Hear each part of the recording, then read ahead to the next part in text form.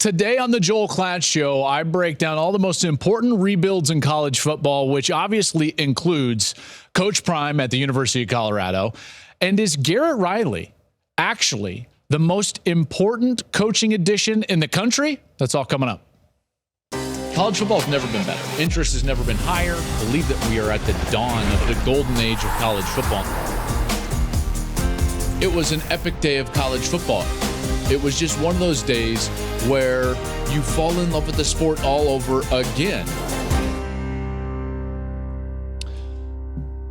Hey, what is up, everybody? Welcome into a brand new edition of the Joel Klatt Show. I am Joel Klatt, and thank you for joining us. As always, brand new studios. This place is palatial and amazing. Show sounds better. It looks better, and I'm glad that you guys have been tuning in so far. During our preview content leading up to the season, it is almost here. We're getting so close. In fact, it's game week. I know it's week 0, but like game week, kind of.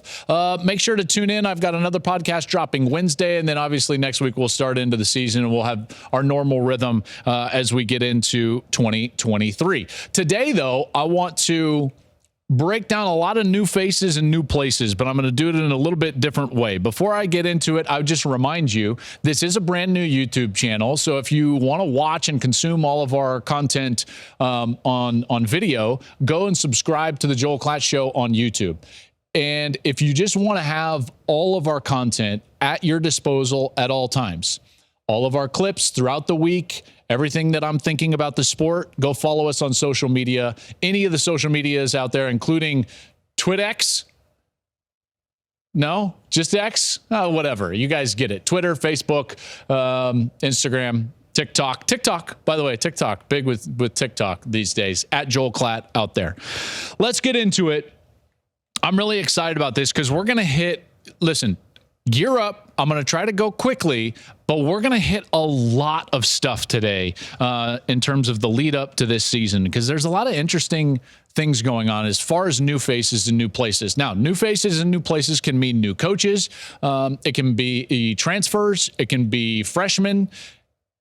These are the people and players and coaches that fan bases are relying on to do one of three things.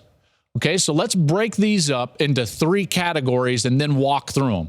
The new faces and new places will be broken up into the complete reset, okay, the rebuilders. We're going to also talk about the shoe fillers, okay, the ones that are going out there and trying to replace great players that are now elsewhere or great coaches that are now elsewhere. And then the fixers. Players and coaches that were brought in to fix a very specific problem at a good program. So those are the three categories. I'm going to start with the first-year rebuilders. Let's get into it because I think there are three really good ones and really interesting ones. I'm going to start with Wisconsin and Luke Fickell. Obviously, everyone's going to talk about Luke Fickell, and rightly so, because what he's going to do at Wisconsin or going to try to do is, pretty large scale. And I'll be honest about the Wisconsin one. I've been through a range of emotions this summer in terms of my analysis of the way I feel about Wisconsin. Let me just walk through it briefly. First and foremost, as Luke Fickell hired Phil Longo, the offensive coordinator from North Carolina, and moving towards the air raid, as he declared that, okay, we're going to run the 3-3-5 stack defense, I started to get a little bit nervous for Wisconsin because the way that they played football for so long, dating back to Coach Alvarez, it had the same feel and philosophy and identity. It was the Wisconsin DNA. Regardless of coach, that coach generally was successful, dating back to Coach Alvarez, because of that identity and that DNA. They played a similar fashion regardless of who the coach was. This feels like a departure from that. These systems are going to be brand new.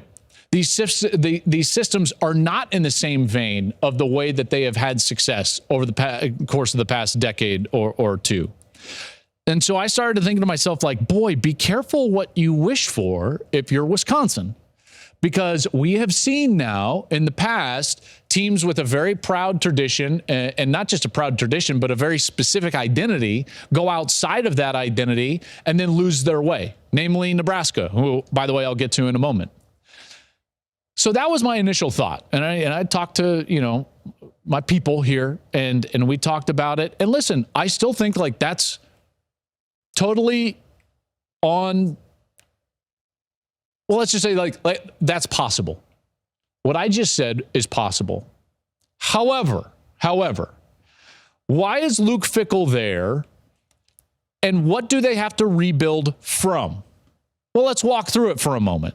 Because since reaching the Rose Bowl in 2019, they've actually finished outside of the top 25 in each of the last 3 seasons. 3 straight seasons finishing outside of the top 50 in scoring offense. It wasn't working, okay? And even though they were competitive and tough, it wasn't working. They weren't playing to the same level that I was discussing what they had been built on. And you could also make an argument that they had hit a bit of a ceiling, because if you look at what they had done against the better teams in the Big Ten over the course of the last few seasons, what you see is a real plateau. It was something that was not getting better.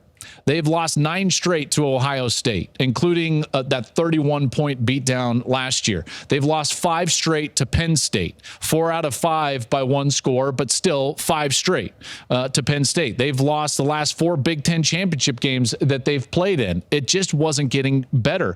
You can make an argument that maybe they had taken a step back from what they had been and what they had been built to do. In their last 11 games against ranked opponents, Wisconsin is 2-9. Okay, so now it's a different picture, because it's not just an identity that had been successful. It's an identity and a DNA that had maybe taken a step back. Over the last 5 seasons, they've played a ranked Ohio State, Michigan, Penn State, or Notre Dame 9 times. They're 1-8 in those games, and they've allowed over 32 points per. And so now I'm sitting there and I'm like, okay, well, now I get it a little bit more. Why do you have to rebuild at Wisconsin? Because a rebuild is needed. You see, I was going to say like, hey, if you looked at what they would have been if there would have been a 12-team playoff over the course of the last, let's say since 2014, Wisconsin would have been in the playoff multiple times. In fact, they're one of the few teams that could say, hey, we would have been in 3 different playoffs if there was a 12-team format since 2014, 16, 17, and 19. All right? Like, you could say, well, if it's going to a 12-team, couldn't you make the argument that you didn't need to change and clean house and totally rebrand and rebuild, because you would have been sitting in the playoff once every 3 years? No, you can't say that, because they had regressed by the numbers I just said. And you can't even say that they were going to start recruiting on a level that was going to lead to potential success at the top end of the Big Ten, in particular when the Big Ten is doing away with divisions. So they had beaten up on a really soft Big Ten West, gotten into championship games, gotten to that 10-win plateau, played in some Rose Bowls. You could say would have gone to some playoffs since 2014, 3 of them. But was that really reality moving forward? Probably not.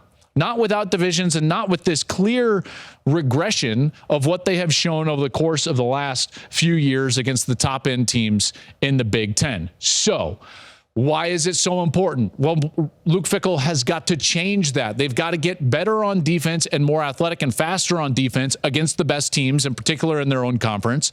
They've got to have an offense that can finish into the top 50. That's why they have changed everything. That's why this is such an interesting rebuild for Luke Fickell and Wisconsin. They've got a new quarterback. They've got a new philosophy. They've got a new offensive coordinator. And here he is, a guy that we all believe in, Luke Fickell, trying to rebuild what we all think is a preeminent, power, if you will, in college football, but it hadn't been that over the last few years. He's trying to reestablish that moving forward.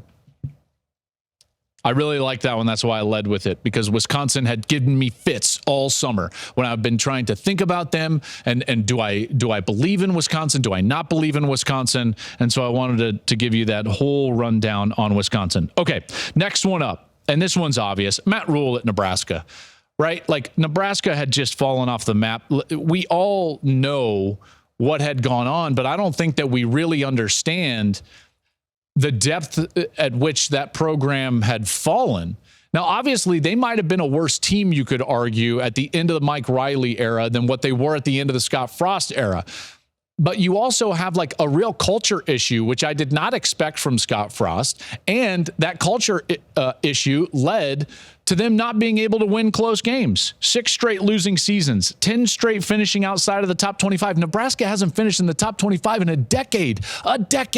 Like, this is a total rebuild for Matt Rhule. They've lost their last 21 games against ranked opponents. That's the second longest streak in the Power 5. And they finished 100th or worse in both total offense and total defense last year. This is a monumental task for Matt Rhule. We think about the job that Coach Prime has to do at Colorado as a huge job, and yes, it is, and I'll get into that in a moment. But boy, the job in front of Matt Rhule at Nebraska is so huge, and yet in the back of my mind, I'm thinking to myself, is there anyone better for this job? Now, Nebraska fans, you might get upset at this because I've said this before, right? I believed in Scott Frost. I tried to talk you all off the ledge over the course of the last few years. But this is different. This is different. And here's why. While I did believe in Frost, and he certainly did it at UCF, Rhule has done something that is very similar to this before. Temple wasn't a juggernaut. He built them up into a very successful program. But then when he went to Baylor, it wasn't just that Baylor had fallen, and like behind competitively. No. Baylor was a disaster. Culturally, a disaster. He went in there when no one else would touch it. No one would touch Baylor with a 10-foot pole. And you know what? I couldn't argue with those people. I thought it was going to take Baylor forever to get back out. I thought what had happened to them was analogous or similar to SMU death penalty status, right? Not from a sanction standpoint, but just from a perception standpoint. And you look up in a couple of years, and Matt Rhule had built them into a 10-game winner and an eventual Big 12 champion. Now, I know that they didn't win it under Matt Rhule, but he built them to that point. So, like, his DNA, his ability and his track record, more specifically, I think really fits what Nebraska is trying to do, which is a total rebound, a total revamp, and they're going to be trying to do that. And we've got both of their first 2 games, by the way. Thursday night opener, I believe it's August 31st, if I'm not mistaken. Gus and I will be in Minneapolis as Nebraska takes on Minnesota on that Thursday night. Can't wait for that ball game. Then they've got to travel to Colorado and rekindle that great rivalry from my childhood and all of our childhoods on the road against Coach Prime and Coach Prime's home debut in Boulder. We'll have that one on Big Noon Saturday. So Nebraska, I can't wait to see how this is going to go. New quarterback, a lot of new things, and Matt Rhule is a guy that I think that he's going to try to do this. I'm not going to say slow, but this is a little bit more of a tortoise compared to the hare at Colorado, right? Deion's trying to do it as fast as humanly possible, turn over the roster. Matt's not trying to do it that way. He's a bit more of the tortoise, and he's trying to get to the finish line that way. All right, last one as far as rebuilders, and I know I keep alluding to this, but it's Coach Prime at Colorado. There is not a more interesting coaching change that I can remember in college football. Maybe Saban going to Alabama, maybe. But I think it even pales in comparison to this. Coach Prime and what he's going to be trying to do at Colorado, first of all, is totally unprecedented. Colorado's level of ineptitude over the last few years is staggering when you actually look at the numbers. They were easily, and by the way, not by a close margin, the worst team in the Power 5 a year ago. Their average point margin in their games last year was a loss by, wait for it, 29. That's 4 touchdowns. That's staggering. To give you some sense of how big that margin is, they were 1-11. Northwestern, also 1-11. Northwestern lost their games by an average of 14. Colorado doubled them up. How can you be twice as bad as another team that was also 1-11? Colorado did that last year. Enter Deion Sanders. From his own mouth in Big Noon Conversations, he said he loves it at Colorado and he is a need-to-be-needed type of guy. There's not a program that needed Deion Sanders more than the University of Colorado. Obviously near and dear to my heart. I played there. It gets worse, by the way. 10 of their 11 losses were by at least 23 points. Think about that.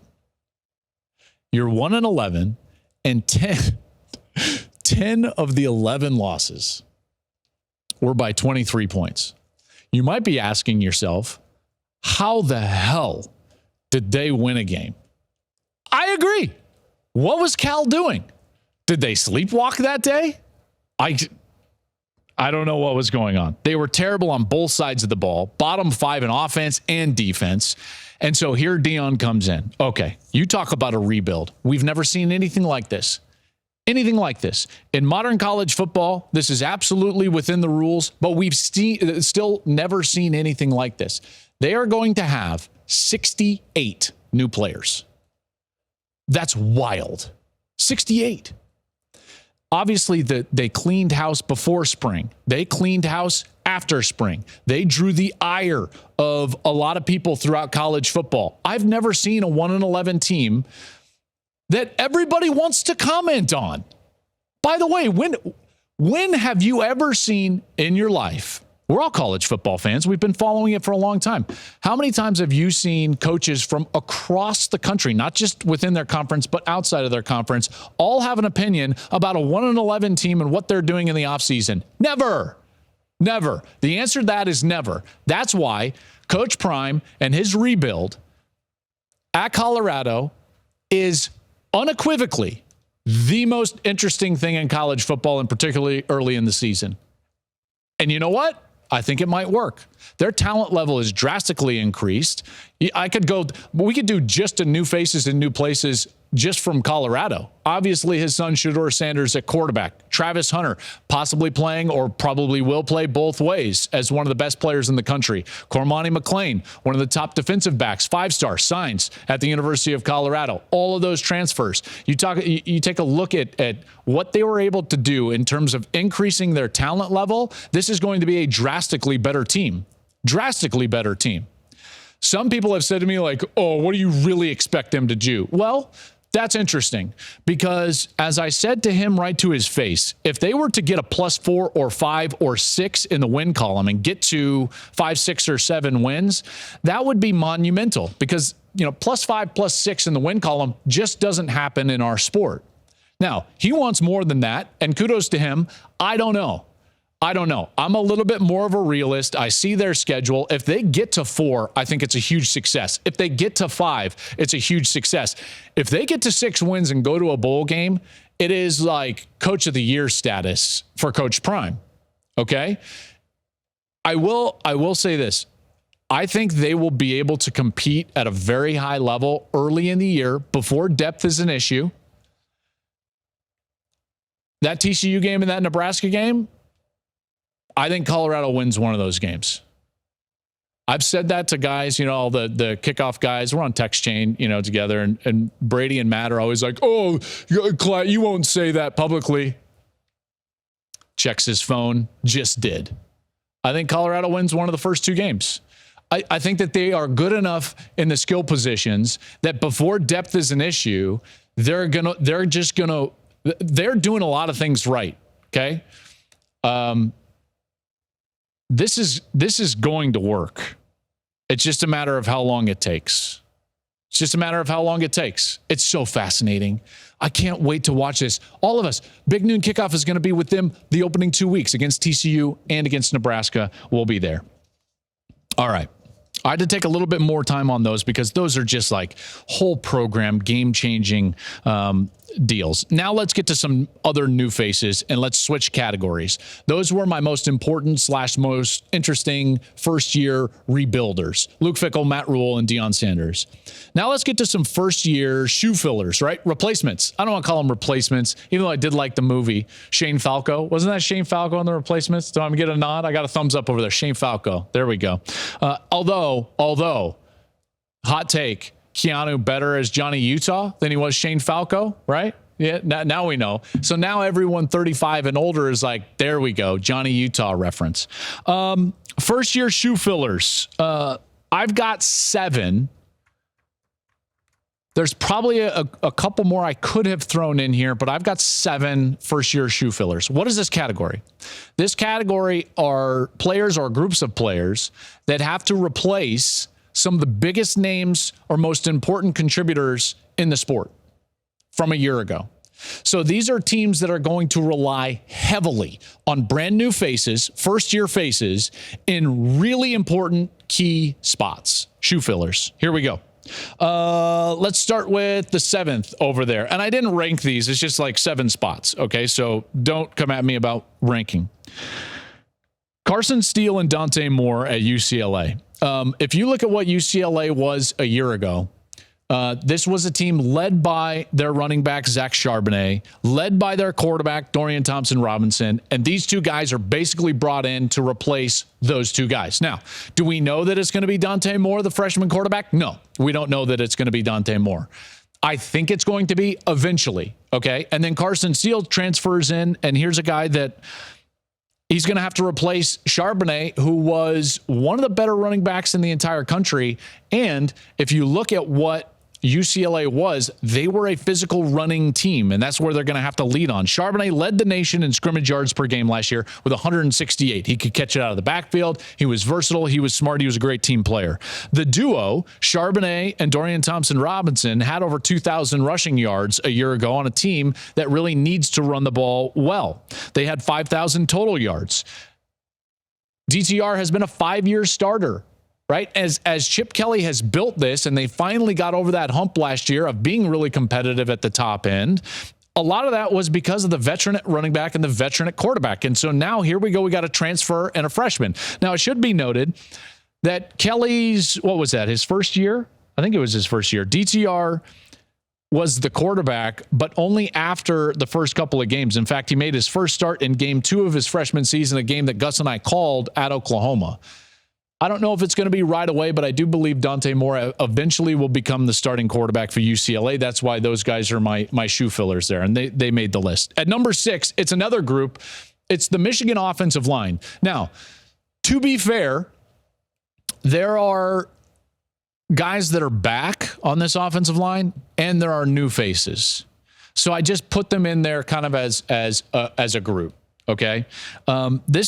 This offensive line has been, you could argue, now they've won the Joe Moore Award as the top offensive line in the country each of the last 2 years, but they've been one of the best offensive lines in each of the last 2 years. They've won the Big Ten. They've beaten Ohio State. They've been run-oriented. They've been physical. They have owned the game at the line of scrimmage basically for 2 straight years. So the bar is very high. They've got Zach Zinter back, Trevor Keegan back. They both could have gone to the NFL. They stayed. All right. They're going to have 5 seniors on the offensive line. They added a couple of really good transfers that a lot of programs were after. Ladarius Henderson from Arizona State, really good player. Drake Nugent from Stanford, a couple of Stanford guys in there. This is going to be a really deep offensive line.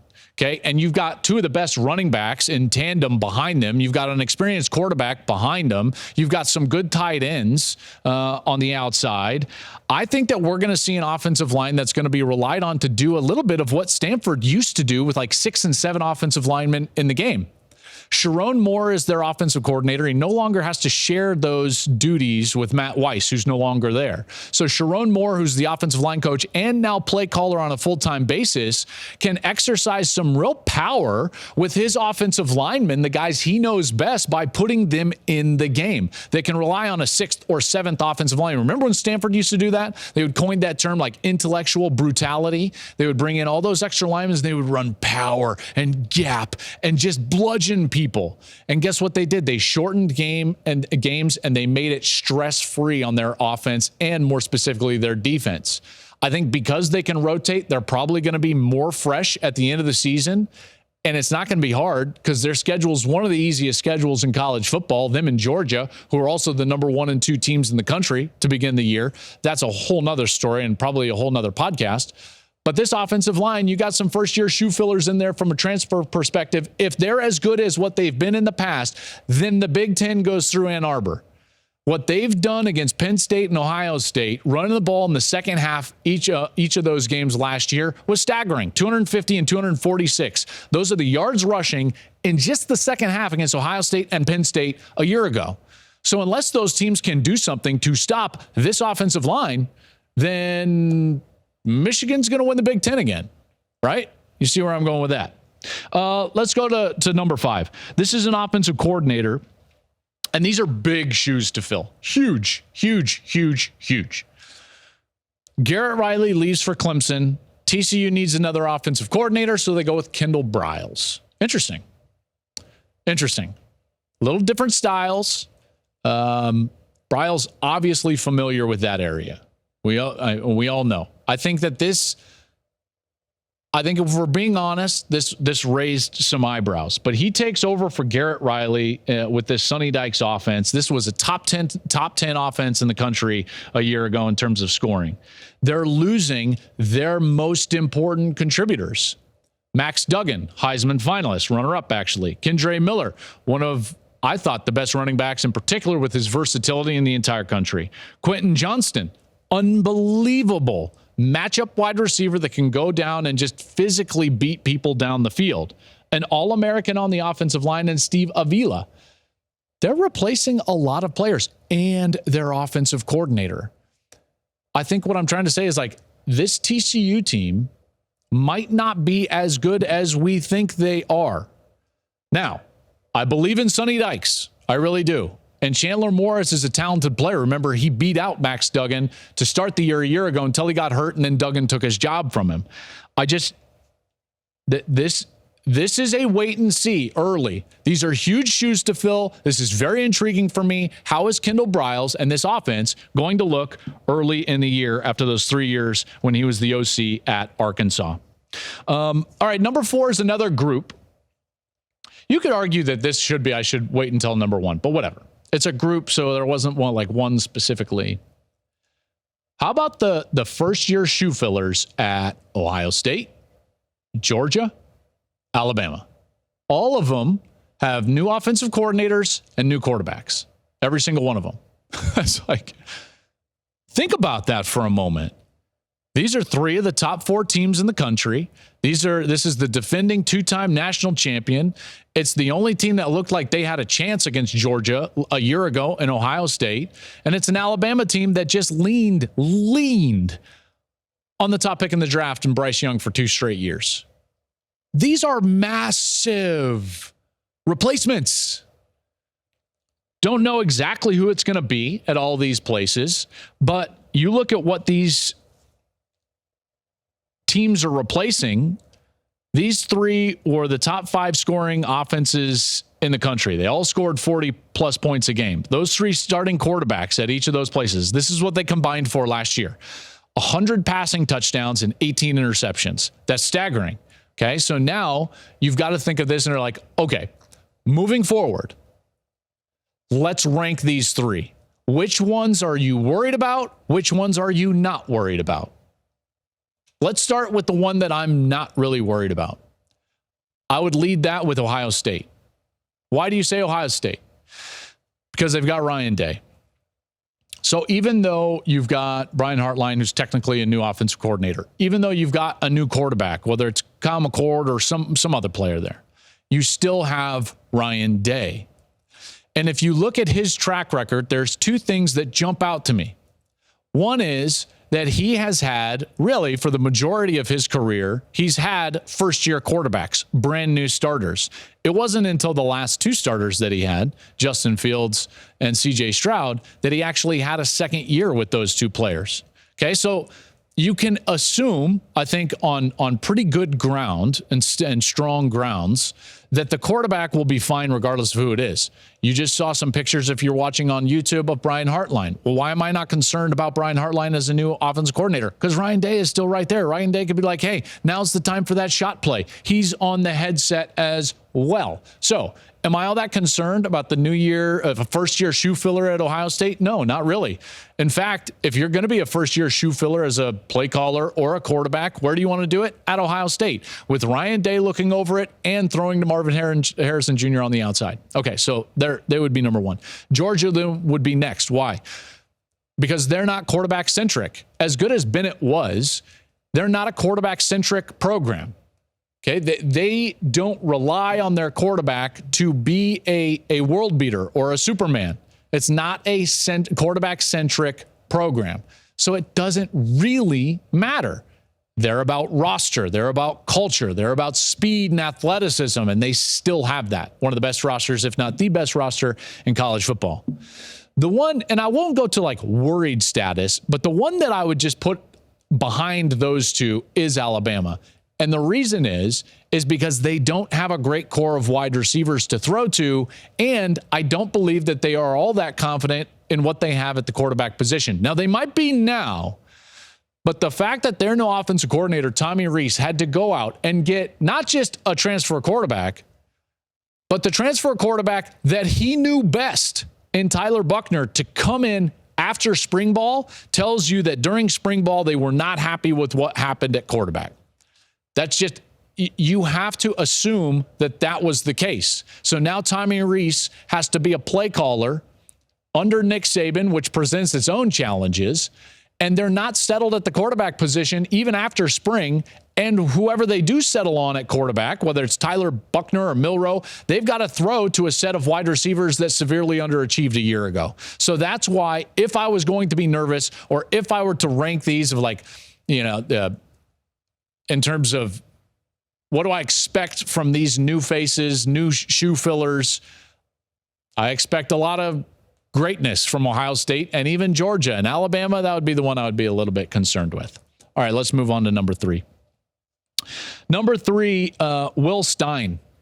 Will Stein is an offensive coordinator that now is going to be at Oregon, and he's got to replace Kenny Dillingham. Kenny Dillingham was excellent. They were a really good offense. And Dillingham was a bit of a Bo Nix whisperer. In fact, Bo Nix's best 2 seasons in college football were with Kenny Dillingham, first at Auburn and then at Oregon. He still has the run game, but they've got to replace 4 new offensive linemen up front. Stein comes from UTSA. Dillingham now goes to Arizona State as a head coach. That's a huge new face shoe filler position because Oregon's got a lot of expectations. They feel like they can win the Pac-12. They feel like they can go and make a playoff push. A lot of it depends on Will Stein, the young new offensive coordinator there in Eugene. Remember, this was a top 10 scoring team in the country last year, so it's not going to be easy, but that's a great, not many people know the name Will Stein, but this is a first-year shoe filler that's very important in college football. At number 2, I'll go with, and really it's a group, but I'm going to go with the guy that's singular here, C.J. Baxter. He's the very talented freshman running back at Texas, and he's got to replace Bijan Robinson, the nation's number 1 running back recruit, C.J. Baxter, replacing the nation's number 1 running back in Bijan Robinson. Bijan, this one's interesting because Bijan didn't get a ton of carries as a true freshman, in particular in his first 6 games. So I don't necessarily think that C.J. Baxter is going to come in and set the world on fire right away as a first-year player. But eventually what we saw in Bijan's first season was that he was the best player on the field at the end of the year. Torched Kansas State, torched Colorado in the bowl game. And that's probably what you're going to start to get. Now, there's other guys there. Jonathan Brooks is there. Jaden Blue is there. They're going to get a lot of carries there. But this is an offense that has 10 starters back. So whoever takes the snaps at running back, maybe it's CJ Baxter or these other guys early, but maybe Baxter later in the season, their contribution and what they can do for this offense is so important because Bijan was so important. The way that he caught it out of the backfield, his explosiveness. If they can replace Bijan with a host of these guys, and these first year shoe fillers come in and actually fill the shoes, then watch out for Texas.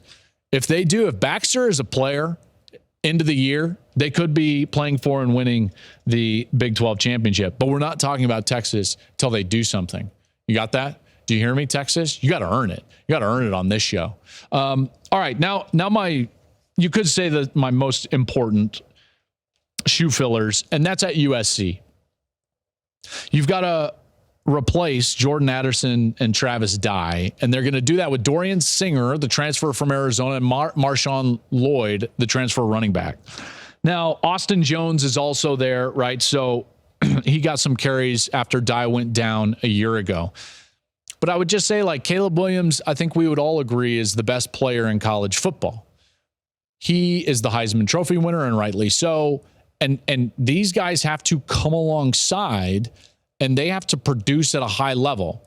Now, I will say, it's not like Addison set the world on fire last year, but he was the Biletnikoff Award winner from the previous season. He drew a lot of attention. Travis Dye, he was a workhorse. He gained a lot of yards. So what they did is that they took the pressure off of Caleb Williams.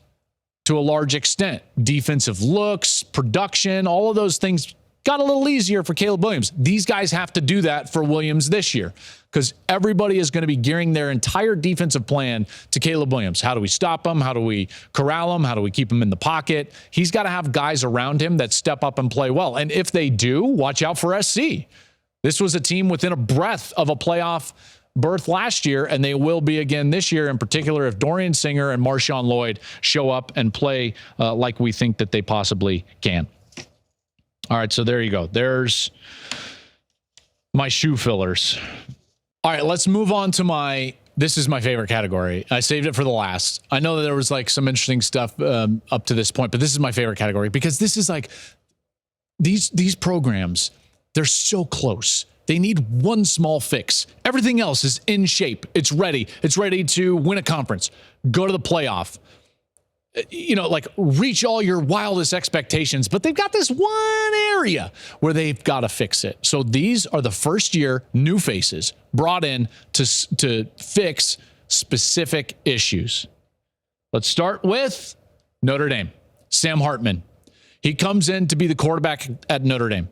And You look at what Notre Dame was last year, and it's like, yep, they desperately need a fixer in this one area. They were pretty good all around the quarterback. Notre Dame was 98th in the country in passing last year, 207 yards per game, and an offense that was pretty run-heavy, right? 14th most run-heavy offense in the country. That has to turn around. Hartman comes in, 45 career starts, highly experienced player, set the ACC record for touchdown passes, 110 touchdown passes, that slow mesh offense that they run at Wake Forest. And like, if he can fix this offense, then Marcus Freeman has got something. Now, they've got a tough schedule. That's why I put them all the way at number 5. But this is one area on a really good team. They got a great offensive line. I like what they bring back on defense.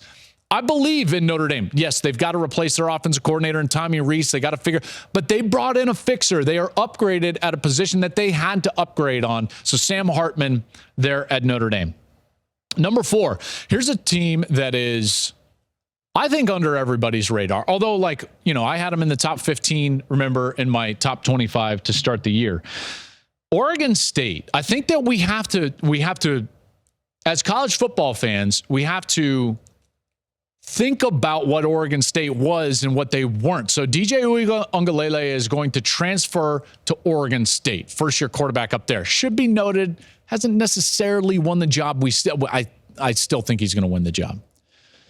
They were a really good team last year. Like sneaky, really, really good. They were 10-3, first off, if you don't know that. And if you don't, like, get with it.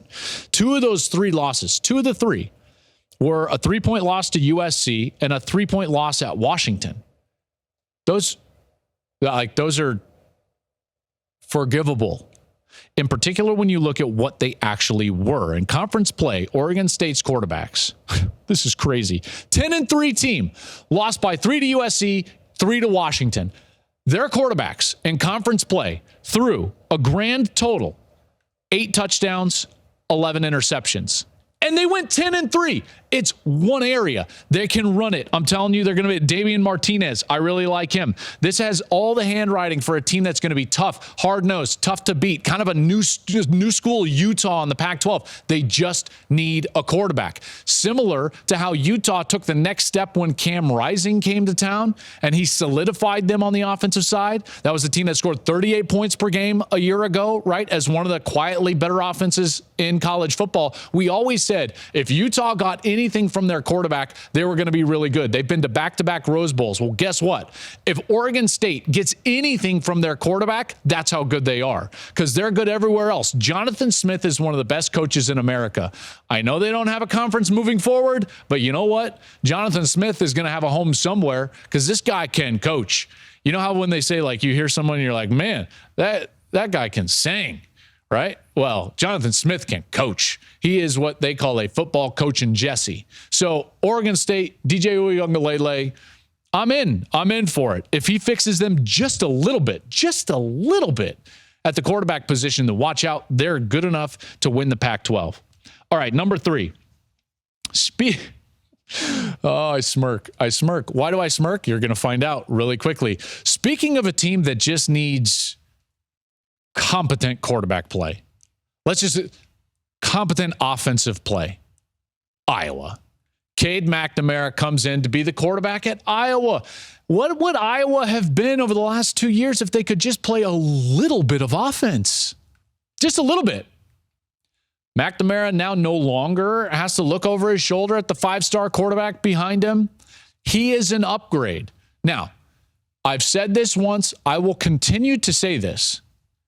Iowa, do the right thing. Get rid of this ridiculous barrier of the 24 points per game that the offense has to score in order for Brian Ferentz to keep his job. It's silly. It's absolutely silly. The goal of the game is not to go out and score 24 points. The goal of the game is to win. So if you want to win 18-7, win 18-7. If you need to win 34-32, win 34-32. Okay, it's not about some arbitrary line in the sand in order for a guy to keep his job because his dad won't fire him, blah, blah, blah, blah, blah. Okay, take that away from Cade McNamara. That should not be Cade McNamara's focus. His focus should just be improving the quarterback position at Iowa, which if you do, watch out. Watch out. Last year, Iowa's defense allowed more than 13 points in, you know how many games? 3 games all year. And they still lost 5 games. How is that possible? How is that possible? Iowa's offense, just the offense, not defense or special teams or anything like that. They scored 14 points per game last year. Yeah, that's it. Cade's coming in to fix something that's a very specific problem at a program that's going to play good defense. They're going to play good special teams, and they're going to be competitive. Last year, the division, I think they should win the division. Why? Because they should be upgraded at the only position that they need to be upgraded in. First-year fixer, Cade McNamara. Next, group. It's a group. Defensive transfers at USC. All the things I've just said about all these other guys, DJU, Cade McNamara, Sam Hartman, it fits for the group of transfers on the USC defense. You have one thing to fix at USC. One. Defense. If you can't play defense, you will not go to the playoff. Not in that conference, not against a team like Washington, not against a team like Oregon, not against a team like Oregon State, and not against a team like Utah. You won't. USC was absolutely allergic to tackling last year. Allergic. Like an allergic 3-year-old that's like got a nut allergy and it's a birthday in a classroom. And like the mom walks in and it's like, oh, Billy, don't touch the cookies. I've got a Rice Krispie treat for you. That's how allergic they were to tackling. They had a peanut allergy to tackling. It was atrocious. So now all these guys come in, right? First-year fixers, new faces. If USC plays just competent defense, you don't have to be world beaters. You don't have to lead the Pac-12 in defense. You don't have to be second in the Pac-12 in defense. You don't have to be third in the Pac-12 in defense. You don't have to be fourth in the Pac-12 in defense. You can be fifth. Yeah, that's fine. Just competent. If they're competent, they can go to the playoff. That's all. That's all. Now, I will say this. It's not all just on Alex Grinch, the defensive coordinator, and these new faces on the defense, and namely the defensive line, Bear Alexander, these transfers, a lot of them from the SEC. It's not just on them because this has been a pattern for Lincoln Riley, right?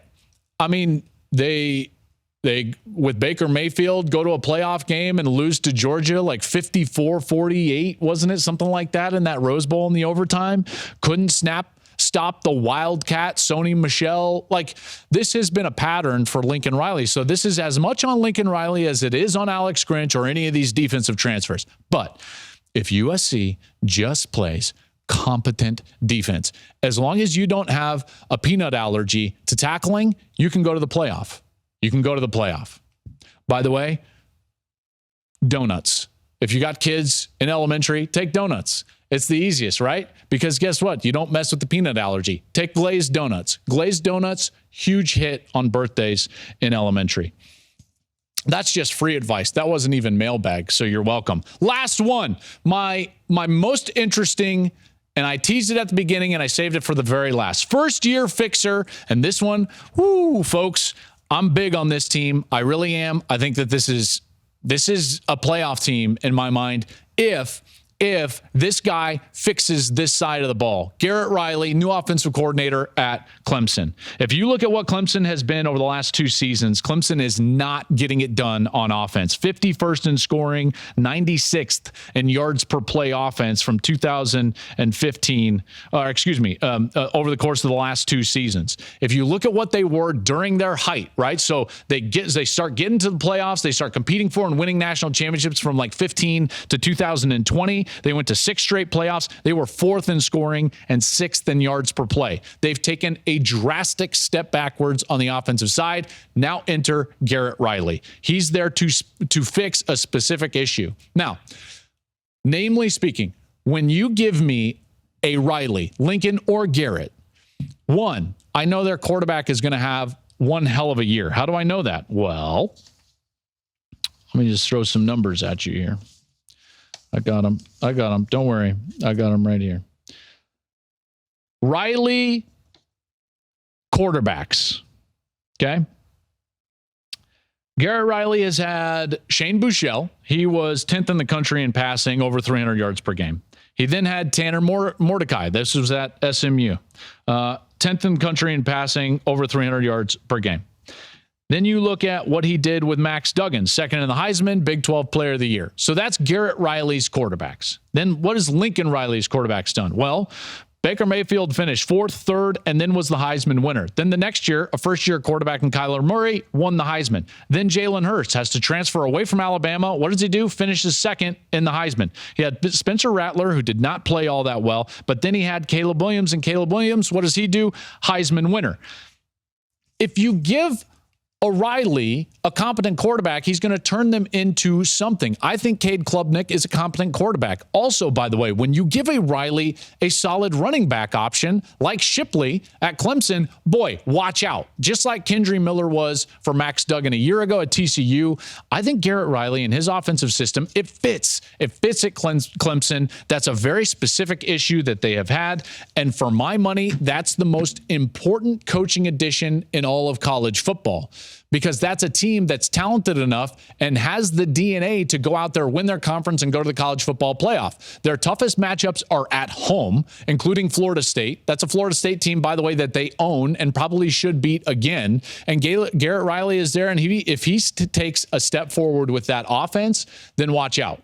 Then Clemson is going to be right there. That's my favorite category. Those fixtures, man, they are so interesting. If those 5 individuals or groups of people fix those specific issues at those programs, Sam Hartman, quarterback at Notre Dame, DJ Uiagalelei, quarterback at Oregon State, Cade McNamara, offense/quarterback at Iowa, USC defense, and Garrett Riley, the offensive coordinator at Clemson. If those things get fixed, all of those programs are going to be really, really special. Okay, that's going to do it for me. I know I went a long time.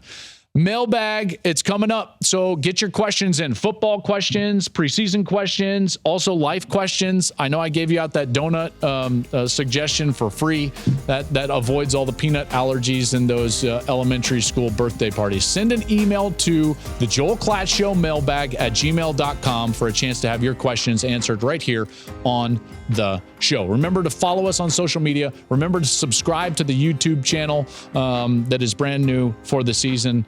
It's almost here. Can't wait for it. Thank you for listening. Have a great week. We'll be back on Wednesday.